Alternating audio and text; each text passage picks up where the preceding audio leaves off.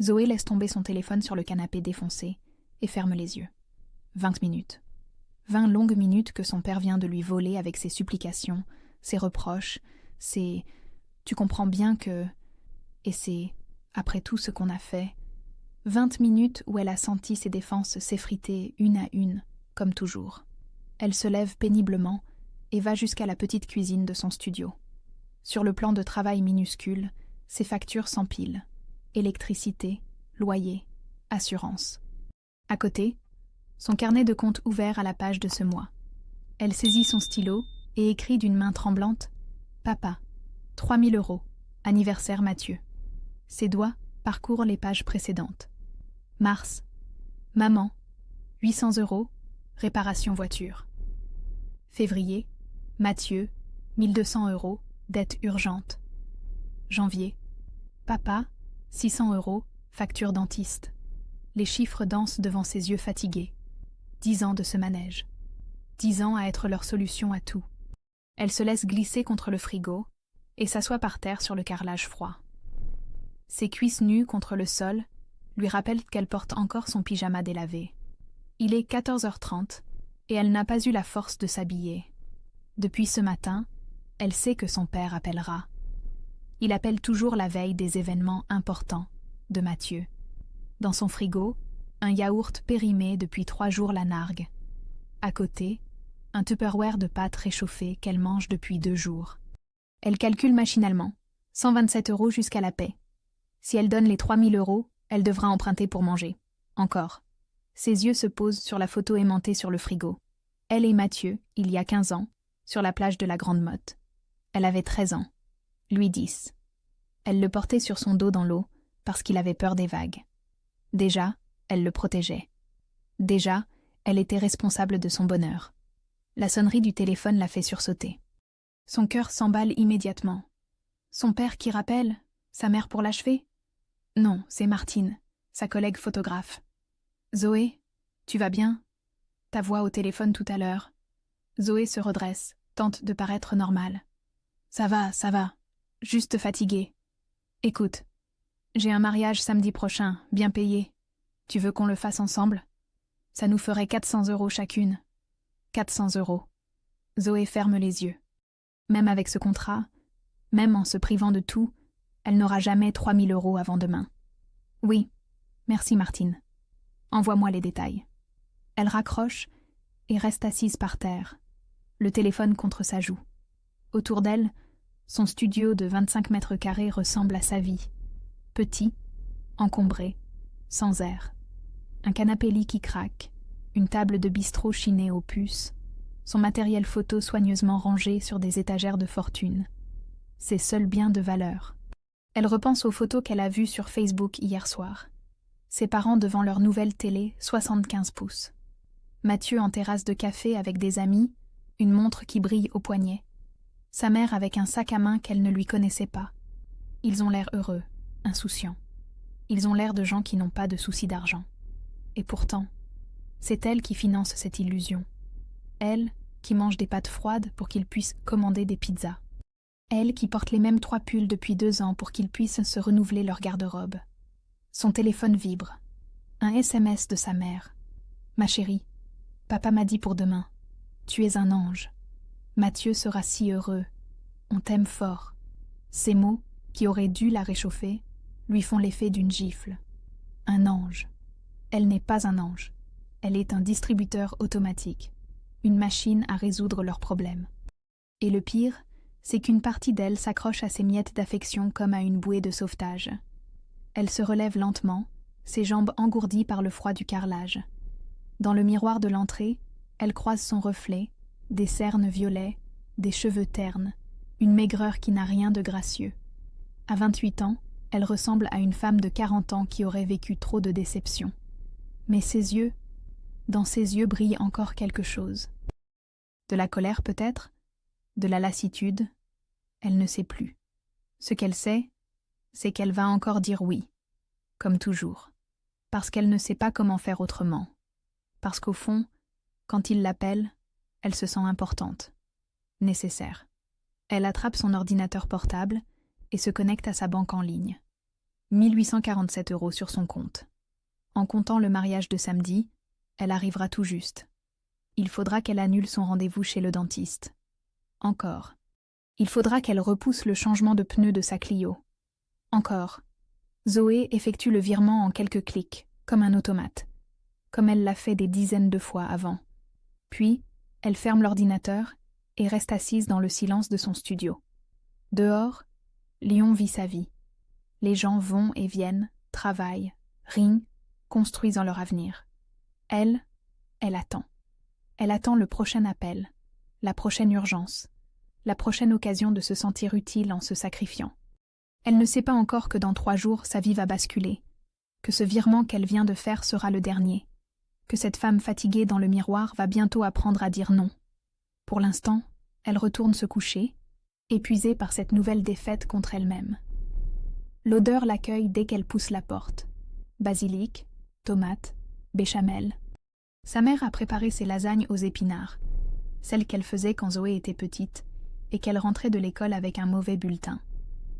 Ces lasagnes étaient comme un pansement sur ses blessures d'enfant, une promesse muette que tout irait mieux. Zoé retire ses chaussures dans l'entrée, ses pieds nus retrouvant automatiquement les rainures du parquet qu'elle connaît par cœur. La maison sent bon, elle est impeccable comme toujours. Les 120 mètres carrés de Vénissieux que ses parents habitent depuis 20 ans, qu'elle a financés sans le savoir, avec ses sacrifices répétés. Son père lève à peine les yeux de son journal quand elle entre dans le salon. Il porte son pull préféré, celui en cachemire qu'elle lui a offert l'année dernière pour ses 50 ans. À côté de lui, Mathieu joue sur sa console, affalé dans le canapé en cuir neuf. Leurs regards se croisent une seconde. « Salut Frangine ». Sa voix est détendue, presque affectueuse. Rien dans son attitude ne trahit la tension des derniers jours. Rien n'évoque l'argent qu'elle vient de transférer. Comme si c'était naturel. Comme si elle était la banque familiale et que les retraits n'avaient pas besoin d'être remerciés. Sa mère apparaît, tablier autour de la taille, un sourire chaleureux aux lèvres. « Ma chérie, tu arrives au bon moment, ça sort du four. » L'embrassade est sincère.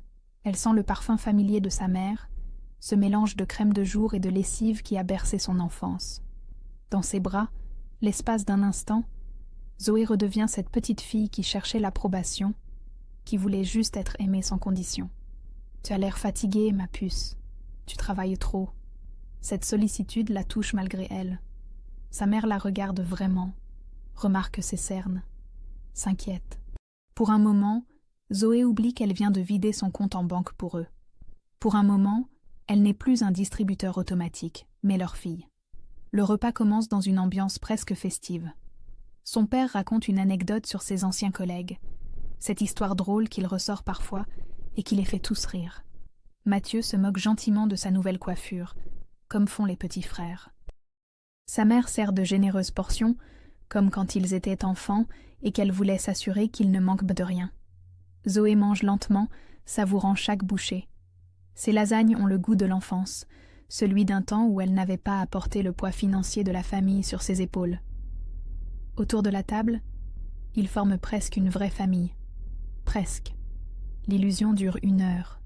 1 heure de normalité où elle peut croire qu'il l'aime pour elle-même, pas pour son compte en banque. 1 heure où elle redécouvre pourquoi elle s'accroche à eux malgré tout. Ces moments rares où la tendresse semble genuine. Puis son père pose sa fourchette et change de position sur sa chaise. Son regard devient fuyant. Sa voix prend cette tonalité particulière qu'elle connaît trop bien. Au fait, pour demain, tu as pu... L'atmosphère se tend imperceptiblement. Sa mère arrête de débarrasser. Mathieu lève les yeux de son assiette. Tout le monde sait de quoi il parle. Mais personne ne le dit clairement. Le silence s'étire, lourd de non-dits. Zoé sent son estomac se contracter. Elle voudrait leur dire qu'elle n'a plus que 127 € jusqu'à la fin du mois, qu'elle va devoir annuler son rendez-vous médical, qu'elle mangera des pâtes jusqu'à samedi pour tenir. Mais les mots restent coincés dans sa gorge. Papa, vraiment, c'est compliqué en ce moment. Le visage de sa mère s'assombrit instantanément. La femme tendre qui s'inquiétait de sa fatigue disparaît, remplacée par quelqu'un de froid, de déçu. Son père soupire bruyamment, comme si elle venait de le gifler. Bon, tant pis. On va manger froid alors. Cette phrase, anodine en apparence, tombe comme un couperet. Le reproche silencieux, la culpabilité qu'on lui renvoie. Mathieu baisse la tête, soudain mal à l'aise. L'ambiance chaleureuse s'évapore en quelques secondes. Zoé regarde sa famille et comprend le mécanisme. Ils savent exactement quoi faire pour la faire craquer.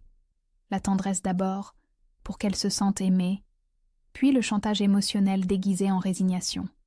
Et elle, comme toujours, va finir par céder. Bon, d'accord, mais c'est vraiment la dernière fois. Les sourires reviennent instantanément. Sa mère lui resserre des lasagnes qu'elle n'a plus envie de manger. Son père reprend ses anecdotes. Mathieu la remercie d'un clin d'œil complice. Mais quelque chose s'est brisé en elle pendant ce repas. Pour la première fois, elle a vu la manipulation à l'œuvre. Pour la première fois, elle s'est surprise à calculer le prix de leur affection. En partant, elle embrasse sa famille comme d'habitude. Mais dans sa voiture, elle ne pleure pas de soulagement d'avoir pu les aider. Elle pleure de rage contre elle-même. Le téléphone sonne à 8h30. Zoé sait avant même de décrocher que c'est encore lui. 3 jours après le virement, 3 jours après les lasagnes et les promesses qu'elle s'était faites dans sa voiture. Elle regarde l'écran. Papa. Sa main tremble légèrement quand elle décroche. Zoé, écoute, j'ai un service à te demander. Pas de bonjour, pas de comment ça va. Direct au but. Elle ferme les yeux, déjà fatiguée. Mathieu a des entretiens d'embauche cette semaine. Il ne peut pas y aller en transport en commun, tu comprends bien. Il faut qu'il fasse bonne impression. Ta voiture, tu pourrais la lui prêter? Ou même la lui donner, tu prends le métro de toute façon. Donner. Le mot résonne dans sa tête comme une claque. Sa Clio de 2010, achetée d'occasion avec ses économies, payée comptant après des mois de privation. Cette voiture qui lui permet de travailler, de porter son matériel photo, d'avoir un semblant d'indépendance. Papa, non. J'ai besoin de ma voiture. Comment ça, non? Sa voix monte d'un ton, cette incrédulité feinte qu'il maîtrise si bien, comme si elle venait de dire quelque chose d'aberrant. Quelque chose explose dans le ventre de Zoé. 10 ans de colère refoulée remontent à la surface d'un coup. Stop! Assez! Je n'en peux plus! Elle hurle si fort que ses voisins doivent l'entendre. Tant mieux. Tant mieux qu'on sache qu'elle existe, qu'elle a des limites, qu'elle peut dire non. Tu veux savoir la vérité, papa? J'ai 127 € pour tenir jusqu'à la fin du mois. 127 €. Parce que j'ai donné 3000 € pour Mathieu avant-hier. Et toi, tu veux ma voiture en plus? Elle déballe tout d'un coup, les pâtes qu'elle mange depuis des jours, le dentiste qu'elle a annulé, les vêtements qu'elle ne s'achète plus, les vacances qu'elle ne prend jamais, toutes ces privations qu'elle s'impose pendant qu'eux vivent comme des bourgeois. Et vous? Vous avez une maison de 120 mètres carrés, une télé géante, des vêtements neufs. Avec quel argent? Le mien. Toujours le mien. Au bout du fil, son père explose à son tour. Après tout ce qu'on a fait pour toi, sale égoïste. On t'a élevé, on t'a nourri, on t'a... Vous m'avez élevé pour ça? Pour que je sois votre banque personnelle? La phrase sort de sa bouche avant qu'elle puisse la retenir. Une vérité trop crue, trop douloureuse. Le silence qui suit est électrique. Zoé raccroche et reste immobile, le téléphone à la main. Elle vient de franchir une ligne qu'elle croyait infranchissable. Elle vient de dire tout haut ce qu'elle pensait tout bas depuis des années. Son téléphone vibre immédiatement. Un SMS de sa mère. « Viens tout de suite à la maison, il faut qu'on parle. » Cette fois, ce n'est plus une demande. C'est un ordre. 1 heure plus tard, Zoé pousse la porte de la maison familiale. L'ambiance n'a rien à voir avec dimanche dernier. Sa mère ne sourit pas, son père l'attend de pied ferme dans le salon. Mathieu est là aussi, les bras croisés, l'air mauvais. Alors comme ça, on est des profiteurs? La voix de son père est glaciale. Zoé se tient debout près de la porte, prête à fuir. « Papa, j'ai juste dit que... Tu as dit qu'on t'exploitait, que ton frère ne méritait pas d'avoir une voiture, que nous, tes parents, on était des parasites. » Chaque mot tombe comme une pierre. Sa mère pleure silencieusement sur le canapé. Mathieu la regarde avec un mépris qu'elle ne lui connaissait pas. « De toute façon, t'as toujours été jalouse de moi. » Cette phrase de Mathieu la transperce. Elle qui l'a porté sur son dos dans les vagues, qui a payé ses permissions de conduire, ses vacances, ses dettes. Mathieu, non, papa a raison. Tu nous dois bien ça. La gifle de son père la projette contre le mur. Sa joue brûle, ses oreilles sifflent. Dans le silence qui suit, elle entend seulement sa respiration saccadée et les sanglots de sa mère. « Tu n'es plus notre fille. Sors de chez nous et ne reviens jamais. » Zoé regarde une dernière fois cette famille qui vient de la renier, ces gens pour qui elle s'est sacrifiée pendant 10 ans. Ses visages fermés, ses yeux pleins de reproches. Elle part sans un mot, la joue en feu, le cœur brisé. Mais pour la première fois depuis des années, elle respire. Les premières 48 heures, Zoé ne sort pas de son lit. Elle reste allongée dans ses draps froissés, à fixer le plafond taché d'humidité de son studio. Son téléphone portable gît par terre, écran brisé depuis qu'elle l'a jeté contre le mur en rentrant de chez ses parents. Elle ne pleure même pas. C'est pire que ça. Un vide immense, comme si on lui avait arraché une partie d'elle-même. Même toxique, même manipulatrice, c'était sa famille, la seule qu'elle ait jamais connue. Le 3e jour, son ventre la force à se lever. Dans son frigo, il ne reste que ce yaourt périmé et un fond de lait qui sent mauvais.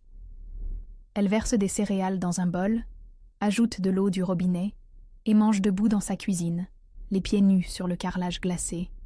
Le goût est infect, mais elle termine tout. Elle n'a plus d'argent pour gaspiller quoi que ce soit. Son ordinateur portable clignote sur la table. 15 notifications Facebook. Des photos de l'anniversaire de Mathieu. Elle clique malgré elle, masochiste. Mathieu souriant, entouré d'amis, devant un gâteau énorme. Ses parents radieux en arrière-plan. Aucun commentaire sous les photos ne mentionne son absence, comme si elle n'avait jamais existé. Elle ferme l'ordinateur d'un geste brusque et compose le numéro de ses parents. Ça sonne dans le vide.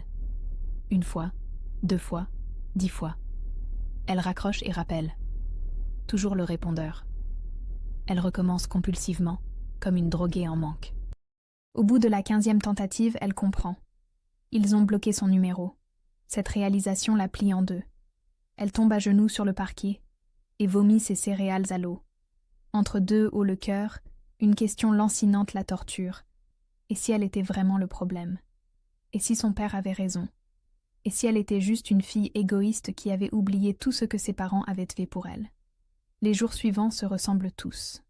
Céréales le matin, céréales le midi, céréales le soir. Elle rate le mariage que Martine lui avait proposé, incapable de sortir de chez elle.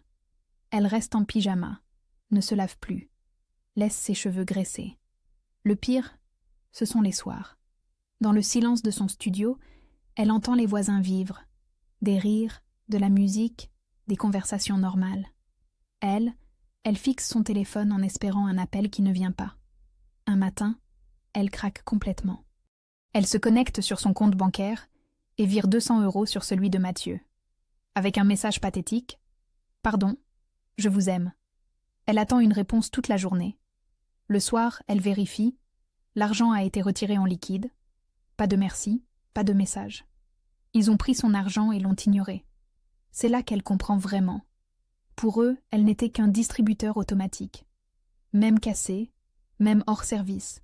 Il fallait qu'elle continue à cracher des billets. Le lendemain, crise de panique au carrefour du quartier. Elle est devant le rayon des pâtes, paralysée par l'angoisse. Combien lui reste-t-il sur son compte? Peut-elle s'offrir les coquillettes à 0,89 centimes? Ou doit-elle prendre les macaronis de marque distributeur à 0,65? Une dame âgée la trouve assise par terre entre les rayons, en larmes. « Ça va aller, ma petite, ça va aller. » Cette tendresse d'une inconnue la fait pleurer encore plus fort. Quand a-t-elle reçu de la compassion pour la dernière fois? Quand quelqu'un s'est-il inquiété d'elle sans rien demander en retour? La dame l'aide à se relever, glisse discrètement un billet de 20 € dans sa poche. « Pour les courses, chérie.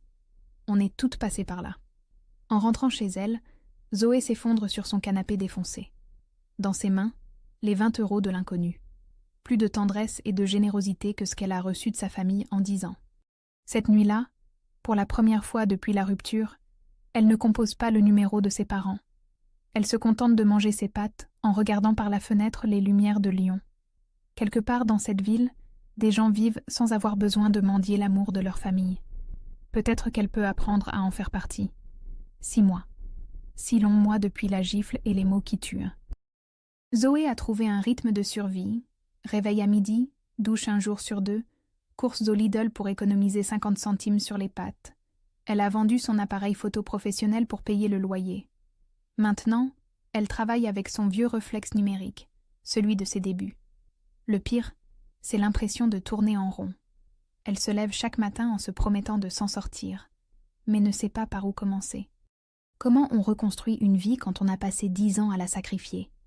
Un mardi matin, elle trouve un papier glissé sous sa porte. Psychologue, première consultation 60 €. Elle fixe l'annonce longtemps. 60 €, c'est ses courses de la semaine. Mais elle en a assez de parler toute seule dans son studio. Madame Dubois reçoit dans un cabinet du 6e arrondissement. Une femme douce d'une 50aine d'années qui écoute sans juger. Pour la première fois depuis des mois, Zoé raconte tout. La manipulation, l'argent, la gifle, la solitude. Vous savez, Zoé, reconnaître le problème, c'est déjà la moitié du chemin. 3 séances. Zoé n'en aura que 3. À la 4e, elle regarde son compte bancaire et fait le calcul. 180 € pour continuer ou manger correctement pendant un mois. Elle envoie un SMS d'excuses à Madame Dubois et ne revient jamais. Cette décision la démoralise plus qu'elle ne l'admet. Même pour sa santé mentale, elle n'arrive pas à investir. Même sa guérison passe après l'argent. C'est dans cette période de vulnérabilité qu'elle commet sa première vraie erreur. Laurent, son voisin du dessus, frappe à sa porte un soir. Il a 45 ans, mari depuis 15 ans, 2 enfants. Il apporte une bouteille de vin et des sourires de circonstance. J'ai entendu « pour ta famille ». Si tu veux parler, Zoé n'a pas bu d'alcool depuis des mois. Le vin lui monte vite à la tête, elle se sent moins seule. Quand Laurent pose sa main sur sa cuisse, elle ne résiste pas. Pour la première fois depuis la rupture, quelqu'un la touche avec désir. Ils couchent ensemble sur son canapé-lit défoncé. Après, Laurent remet son alliance et repart chez lui comme si de rien n'était. Zoé reste allongée, nue et honteuse, à écouter les bruits de sa famille au-dessus. Sa femme qui prépare le dîner, ses enfants qui se chamaillent. Le lendemain, Laurent fait comme s'il ne s'était rien passé. Quand ils se croisent dans l'escalier, il détourne le regard. Zoé comprend qu'elle n'était qu'un moment d'égarement, une distraction facile. Cette humiliation la pousse vers une autre erreur, l'endettement. Elle voit une publicité pour un crédit facile. 1500 € en 24 heures, sans justificatif. Elle se dit qu'avec du matériel professionnel, elle pourra enfin relancer son activité. 2 semaines plus tard, les cartons s'empilent chez elle. Flash neuf, objectif, trépied. Du matériel qu'elle regarde sans le déballer. À quoi bon? Elle n'a plus de clients, plus de réseau. Juste des dettes qui s'accumulent. Pour payer les traites du crédit, elle trouve un boulot de serveuse au Café du Commerce, près de Bellecour. Le patron, Gérard, 60 ans et des mains baladeuses, lui explique les règles. Ici, on sourit aux clients, même aux cons. Surtout aux cons, ils donnent plus de pourboire. Zoé apprend vite qu'elle n'est pas faite pour la serveuse. Elle supporte mal les remarques sexistes, les commandes criées avec mépris, les pourboires de 20 centimes laissés avec condescendance. Un jour, elle explose sur un client qui lui pince les fesses. Gérard la vire sur le champ. Les soirs de solitude sont les pires. Elle épie sa famille sur Facebook, comme une dépendante devant sa drogue. Leur vie semble parfaite sans elle. Mathieu a trouvé un travail, ses parents partent en week-end à la mer. Sur les photos, ils sourient tous. Aucun d'eux ne semble triste de son absence. Une nuit de grande faiblesse, à 2 heures du matin, elle écrit un message larmoyant à sa mère. « Maman, tu me manques. Est-ce qu'on peut se parler? Je suis désolée pour tout. » Elle l'envoie avant de pouvoir se raviser. Le message est lu à 8h30. Pas de réponse. Cette indifférence la blesse plus que la colère. Au moins, quand il lui criait dessus, elle existait pour eux. Maintenant, elle n'est même plus digne de leur haine. Son propriétaire, M. Moreau, commence à perdre patience. 2 mois de loyer de retard, des traites impayées, des huissiers qui téléphonent. Il frappe à sa porte un matin, l'air embarrassé mais ferme. « Zoé, je vous aime bien, mais je ne peux plus. Régularisez avant la fin du mois où je lance la procédure. » Cette nuit-là, allongée dans son lit, Zoé fait le bilan. Pas de famille, pas de travail, des dettes, une expulsion qui menace. À 28 ans, elle a tout raté. Pourtant, quelque chose en elle refuse de sombrer complètement. Peut-être les mots de Madame Dubois. Reconnaître le problème, c'est déjà la moitié du chemin. Elle n'est qu'à la moitié. Il lui reste l'autre moitié à parcourir. 18 mois après la gifle qui a tout changé, Zoé pousse la porte de son appartement et sourit malgré elle. Ça sent le propre. Pour la première fois depuis des mois, elle a passé l'aspirateur et lavé les vitres. Pas grand-chose, mais c'est déjà ça. Son nouveau logement n'a rien d'extraordinaire. 35 mètres carrés dans le 7e, vue sur cour, radiateur qui chauffe mal l'hiver. Mais c'est chez elle. Elle a récupéré sa caution de l'ancien studio grâce à Martine, qui l'a aidée à négocier avec M. Moreau. Une amitié née dans la galère, la seule vraie qu'elle ait jamais eue. Sur sa table de cuisine, une enveloppe du magazine Lyon Actualité, son contrat de photographe pigiste, 1 400 € par mois pour couvrir les événements locaux. Ce n'est pas le travail de ses rêves, inauguration de supermarchés, mariage de bourgeois, portraits de commerçants, mais c'est régulier. Pour la première fois depuis la rupture, elle peut prévoir ses fins de mois. Le plus dur, c'est d'apprendre à vivre seule, vraiment seule. Pas dans l'attente d'un appel de ses parents, pas dans l'espoir d'une réconciliation. Juste elle, avec ses habitudes qui se créent lentement, café à 8 heures, douche tous les matins, course le samedi. Elle a même adopté un chat. Il était dans la poubelle de son immeuble, miaulant dans un carton mouillé. Un chaton gris et blanc qu'elle a appelé Liberté. Un nom un peu ridicule mais qui lui va bien. Le vétérinaire a coûté 180 € qu'elle n'avait pas. Mais voir ce petit être dépendre d'elle lui fait du bien. Enfin quelqu'un qui a besoin d'elle sans rien exiger en retour. Thomas entre dans sa vie un mardi soir, au vernissage d'une exposition qu'elle couvre pour le magazine. Il a 34 ans, travaille dans l'informatique, divorcé depuis 2 ans. Il la regarde travailler avec admiration. « Tu as l'œil, dis donc. Cette photo là-bas, c'est toi ?» Il parle pendant des heures. Thomas la trouve intéressante, drôle même. Quand a-t-elle ri pour la dernière fois? Elle avait oublié qu'elle pouvait être autre chose qu'une distributrice de billets ou une femme brisée. Leur relation dure 6 mois. 6 mois presque normaux où Zoé redécouvre ce que c'est que d'être désirée pour elle-même. Thomas l'emmène au restaurant, lui offre des fleurs, l'écoute parler de photographie. Il ne lui demande jamais d'argent, ne critique jamais ses choix. Mais il y a toujours cette zone d'ombre en elle, ces moments où elle disparaît mentalement. Quand Thomas parle de sa propre famille, parents aimants, sœurs complices, neveux adorables, Zoé se tait. Comment expliquer qu'elle n'en a plus? Comment raconter la toxicité sans passer pour folle? « Tu es trop compliqué, trop dans tes problèmes », lui dit-il un soir après une énième dispute où elle s'est fermée. « J'ai l'impression de sortir avec un fantôme. » Il a raison. Une partie d'elle est restée dans ce salon à Vénissieux, figée au moment de la gifle. Elle ne sait pas encore comment la récupérer. Après la rupture avec Thomas, Zoé ne sombre pas. C'est déjà un progrès. Elle pleure 2 jours puis se remet au travail. Elle apprend à cuisiner des vrais repas. Pour une personne, c'est tout un art. Elle s'achète ses premiers vêtements neufs depuis la rupture familiale. Une robe bleue trouvée au solde de Monoprix qui lui va bien. L'argent reste serré, mais elle a trouvé un équilibre. 1 400 € de salaire, 700 de loyer et charges, 200 de courses, 350 de frais divers. Il lui reste 150 € par mois qu'elle met religieusement de côté. 150 €, c'est peu, mais c'est sa marge de liberté. Ses économies, à elle, que personne ne peut lui réclamer. Certains jours, elle se sent presque normale. Elle rit avec Martine autour d'un café, caresse Liberté qui ronronne sur ses genoux, regarde ses photos s'améliorer. D'autres jours, la mélancolie la submerge sans prévenir. Elle pense à Mathieu, se demande s'il va bien, s'il pense à elle parfois.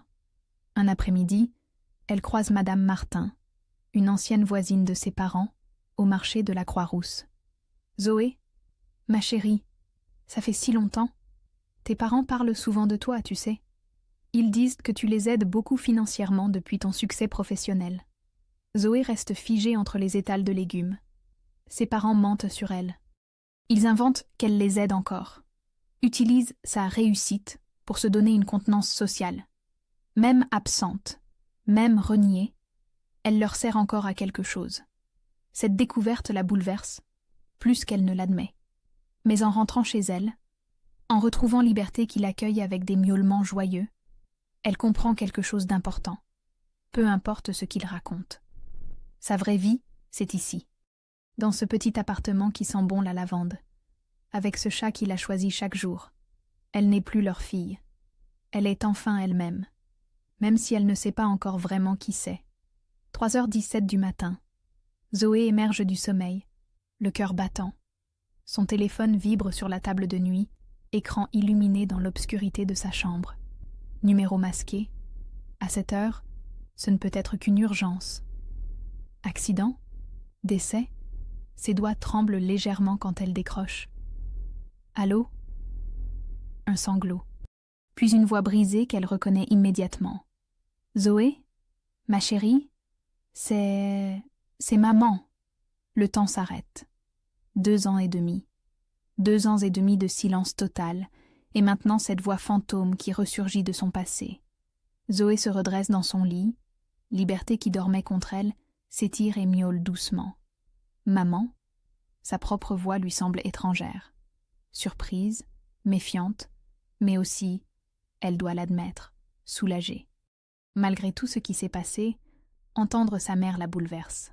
« Ma chérie, pardonne-nous.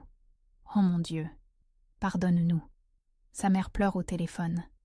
Des sanglots profonds, déchirants, comme Zoé ne l'a jamais entendu pleurer.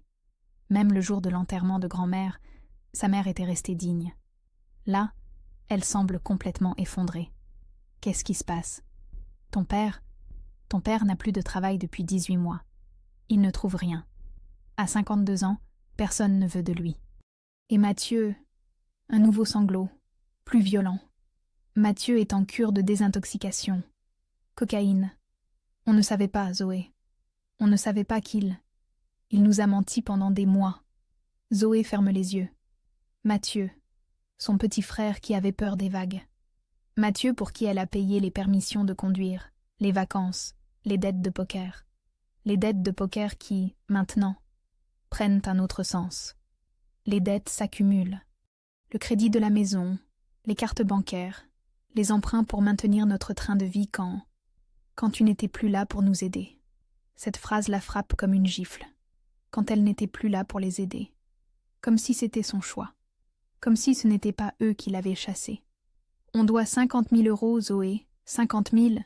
Si on ne trouve pas cet argent rapidement, on perd la maison. Tout. 50 000 euros. Zoé regarde autour d'elle. Son petit appartement modeste, ses meubles de récupération, son compte épargne qui affiche péniblement 2 400 euros après 16 mois d'économies acharnées. L'écart est si énorme qu'il en devient presque comique. Tu es notre seule famille, ma chérie. Notre seul espoir. On a fait des erreurs, je le sais. Ton père le sait aussi. On a été injuste avec toi. Mais on t'aime, Zoé.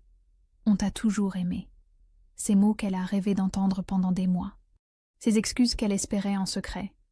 Maintenant qu'ils viennent, ils sonnent faux. Ou plutôt, ils viennent trop tard, au mauvais moment, pour les mauvaises raisons. Zoé caresse machinalement Liberté qui s'est blottie contre elle. Ce chat trouvé dans une poubelle, soigné avec l'argent qu'elle n'avait pas, et qui maintenant lui donne plus d'amour inconditionnel que sa famille en 10 ans.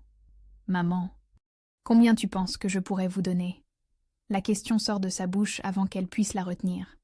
Cette question terrible qui révèle tout. Sa mère ne l'appelle pas par amour, par regret ou par besoin de réconciliation. Elle l'appelle parce qu'elle la voit encore comme une solution financière. Le silence qui suit en dit long. Sa mère réfléchit, calcule, évalue les capacités de son ancienne distributrice automatique. « Tu travailles bien maintenant, non? Tu as monté ton affaire de photographie? Madame Martin nous a dit que tu avais l'air prospère. » Zoé comprend tout. Elles espionnaient sa vie via les voisins. Elles interprètent ses petits progrès comme une réussite financière. Dans leur tête, elle a de l'argent qu'elle leur cache par méchanceté. Tu pourrais peut-être nous avancer quelque chose? Juste pour qu'on s'en sorte? On te rembourserait, bien sûr. Rembourser.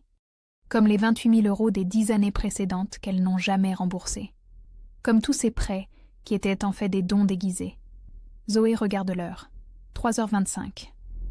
Dehors, Lion dort. Dans son frigo, il y a des yaourts qu'elle a pu s'acheter sans compter, des légumes frais, du bon pain. Sur son compte, 2400 € qui représentent 16 mois de privation et de discipline. Sa première vraie réserve d'argent depuis l'adolescence. Maman, il faut que je réfléchisse. Bien sûr, ma chérie, bien sûr. Mais tu sais qu'on compte sur toi, qu'on a besoin de toi. Ces mots qui l'ont manipulé pendant des années. Ces mots qui ont transformé sa vie en sacrifice permanent. Aujourd'hui, ils résonnent différemment dans ses oreilles. Je te rappelle. Merci, ma chérie. Merci. Tu es notre ange gardien. Zoé raccroche et reste assise dans son lit, le téléphone à la main. Liberté ronronne contre sa jambe, confiant et paisible. Par la fenêtre, les lumières de la ville clignotent doucement. Pour la première fois depuis cette conversation, elle ne ressent ni culpabilité ni précipitation. Juste une immense fatigue, et une question qui tourne dans sa tête. À quel moment leurs problèmes sont-ils redevenus les siens? Zoé reste assise dans son lit encore 10 minutes après avoir raccroché, les jambes repliées contre elle, Liberté ronronnant sur ses genoux. 3h35 du matin.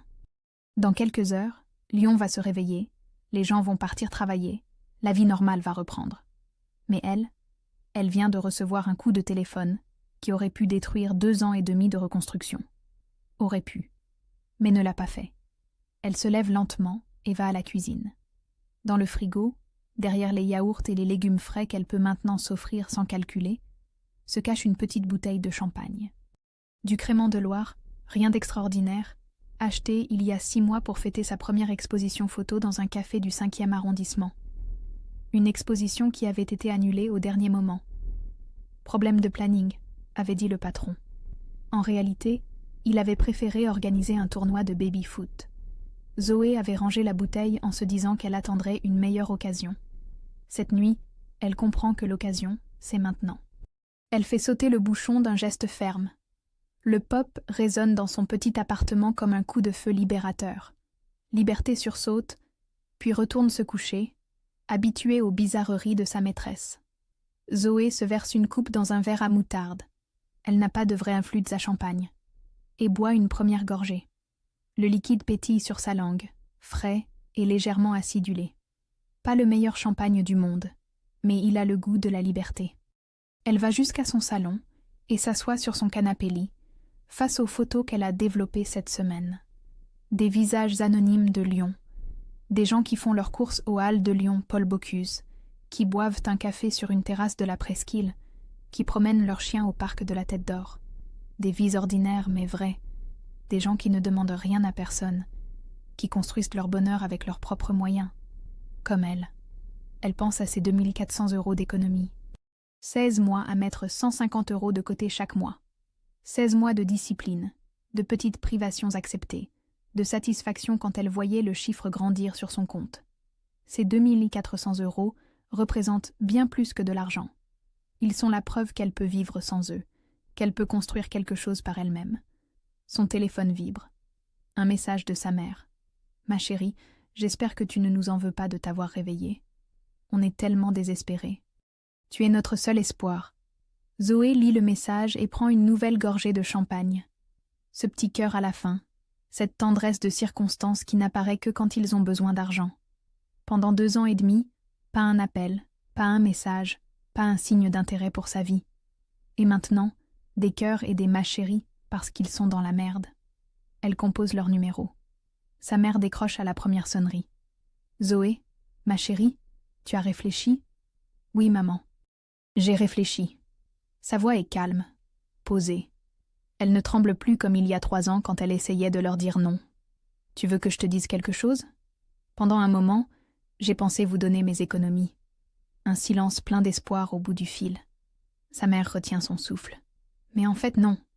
Je vais m'acheter un nouvel objectif avec. » « Mais, Zoé, les 50 000 €, on va perdre la maison. Mes 2400 € contre vos 50 000, maman. Tu vois bien que c'est ridicule. Même si je vous donnais tout ce que j'ai, ça ne changerait rien à votre situation. C'est vrai. Mathématiquement, brutalement vrai. Ces petites économies ne sont qu'une goutte d'eau dans l'océan de leurs dettes. Mais tu pourrais emprunter. Tu as un travail stable maintenant. Là, Zoé comprend tout. Elles veulent qu'elle s'endette pour eux, qu'elle hypothèque son avenir pour sauver leur passé, qu'elle redevienne cette femme qui se sacrifie pour que les autres puissent vivre au-dessus de leurs moyens. « Maman, tu te souviens de ce que papa m'a dit il y a 2 ans et demi ? Zoé, on était en colère. Tu n'es plus notre fille. » C'est ce qu'il a dit. Moi, j'ai pris cette parole au sérieux. Elle boit une nouvelle gorgée de champagne, savoure le silence qui s'installe au bout du fil. Vous m'avez dit que je n'étais plus votre fille. Alors assumez. Trouvez une autre solution. Vendez la maison, prenez un appartement plus petit, demandez de l'aide aux services sociaux. Mais moi, je ne vous aiderai plus jamais. Zoé, tu ne peux pas nous faire ça. Je ne vous fais rien. C'est vous qui m'avez fait quelque chose. Et maintenant, j'en assume les conséquences. Et vous aussi. Elle raccroche d'un geste ferme et bloque immédiatement le numéro. Puis elle lève son verre de champagne vers ses photos, vers sa petite vie reconstruite, vers Liberté qui la regarde avec ses grands yeux verts. À nous, mon chat. À notre liberté. Pour la première fois depuis la rupture, depuis la gifle, depuis toutes ces années de soumission, Zoé sourit vraiment. Un sourire qui vient du ventre, qui illumine son visage, qui dit oui à sa propre vie. 6 mois plus tard, Zoé accroche sa dernière photo sur le mur du café L'Artiste, dans le Vieux-Lyon. L'exposition s'intitule « Portrait de solitude ». 20 clichés en noir et blanc de gens seuls, mais pas isolés. Une femme qui lit sur un banc du parc de la Tête d'Or, un homme qui nourrit les pigeons place Bellecour, une grand-mère qui tricote à sa fenêtre. Des solitudes choisies, apaisées, dignes. Avec ses 1 800 € d'objectifs neufs et les 600 € restants investis dans l'impression et l'encadrement, elle a créé quelque chose qui lui ressemble enfin. Rien d'extraordinaire, pas de génie artistique révolutionnaire. Juste sa vision du monde, sincère et assumée. Ce soir, c'est le vernissage. Une 30aine de personnes dans ce petit café bohème. Martine, bien sûr, quelques collègues du magazine, des amis photographes croisés dans d'autres expositions. Des gens qui l'apprécient pour ce qu'elle est, pas pour ce qu'elle peut donner. Thomas arrive vers 20h, hésitant. Il a vieilli, ses cheveux grisonnent aux tempes. Ils se regardent quelques secondes sans parler. « Tu as changé, Zoé. Tu rayonnes. » Elle sourit. C'est vrai, elle le sent. Ce n'est plus la femme fragile qu'il a quittée il y a 1 an. Cette femme-là a appris à dire non, à choisir, à exister pour elle-même. J'ai appris à ne plus avoir peur. Peur de quoi ? De moi, de mes choix, de décevoir. Ils parlent 1 heure, sans amertume, comme 2 personnes qui se reconnaissent enfin. Thomas repart avec un sourire et une poignée de main amicale. Pas de regret, pas de nostalgie. Juste la satisfaction d'avoir grandi chacun de son côté. En rentrant chez elle à 23h, Zoé trouve une enveloppe glissée sous sa porte. Papier officiel, en tête de la banque. Son cœur se serre 1 seconde. Et si c'était lié à ses parents ? Mais en ouvrant, elle découvre tout autre chose. Saisie immobilière. Vente forcée, 15 rue des Marguerites, Vénissieux.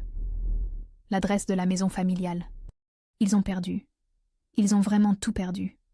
Zoé s'assoit sur son canapé, la lettre à la main. Elle attend que la culpabilité arrive, que la tristesse l'envahisse. Mais rien ne vient. Juste une étrange paix, comme quand on ferme définitivement un livre qu'on n'aimait pas. Liberté saute sur ses genoux et ronronne. Dehors, Lyon scintille dans la nuit. Dans sa cuisine, il reste une demi-bouteille de champagne de l'autre soir.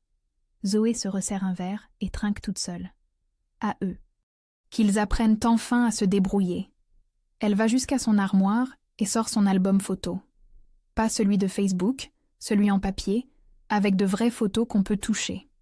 Dedans, toutes ses réussites de ces 3 dernières années, son premier salaire de 1 400 € encadré comme un diplôme, la clé de son appartement, des selfies avec Martine, des clichés de ses expositions. Sa vraie vie, construite pierre par pierre. Sur la dernière page, elle colle la notification de saisie. Pas par cruauté, mais comme un symbole. La preuve que leurs chemins se sont définitivement séparés.